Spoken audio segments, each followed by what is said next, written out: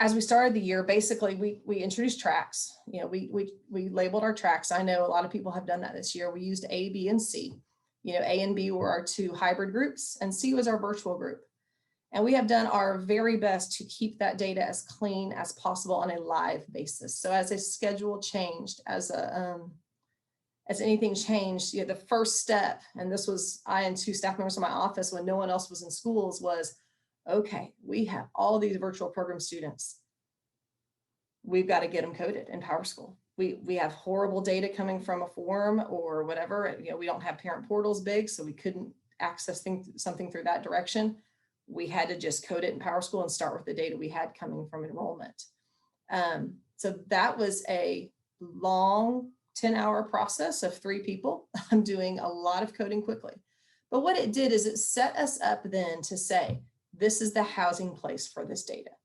We are going to track our virtual program attendees. We are going to track our attendance. We are going to track everything else based upon this track. This is going to be our place to go. Once we did that, we could do all the other data based upon that.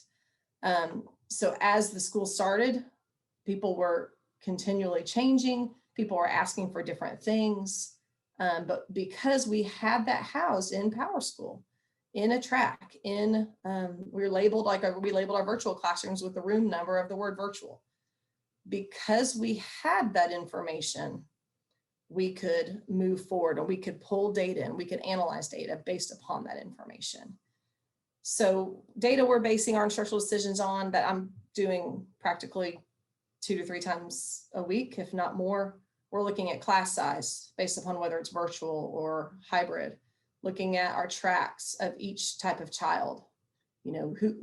Who are these children? How are we serving? We have a high poverty district. How many of these children are poverty?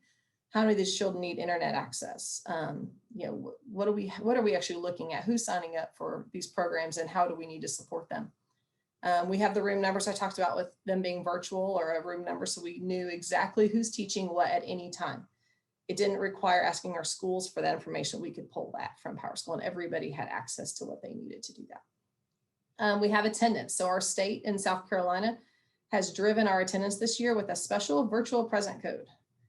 And so for our state accountability and our student accountability, we have had to introduce huge attendance changes to our teachers. And now we are tracking that and using that for instructional decisions based upon that.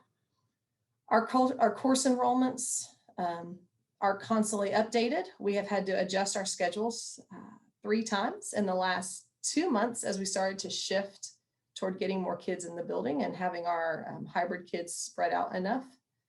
And then, of course, we're looking at our grades. We're looking for number of failures. Is it increasing? Who is it increasing for? What are our failures looking like in our virtual program compared to our in-person programs? How's it looking, by grade level, by areas, where we have connectivity in our county and where we don't have as good of connectivity in our county, and all those good areas. So those are some of the data things we're looking at. And we're getting more scrutiny from our school board as they're making hard decisions. They're asking for data to help make those hard decisions. Part of our decision to go in person has been centered around some of our growth data, or some of the lack of growth data in our school district, as far as achievement so far this year. Yes, there's medical research that shows out there, that was presented from our local medical experts and so forth. But also part of that presentation is, how are our students really doing in a hybrid format or in a virtual format? And what do we need to make available to them? And it's another piece of data to look at for our students. So we're a huge part in having that data be pulled and have that data be analyzed so that we can see where things are going well and where we have areas for growth.